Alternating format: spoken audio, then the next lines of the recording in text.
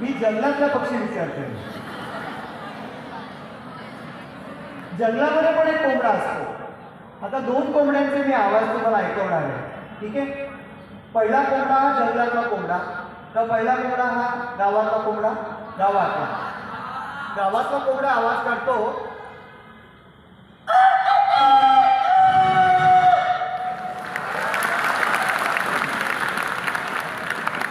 आणि जंगलातला कोंबडा कसा ओरडतो कोणी ऐकलाय? नाही, कारण तुम्ही जंगलात गेलाच नाही. तर जंगलातला कोंबडा आवाज काढतो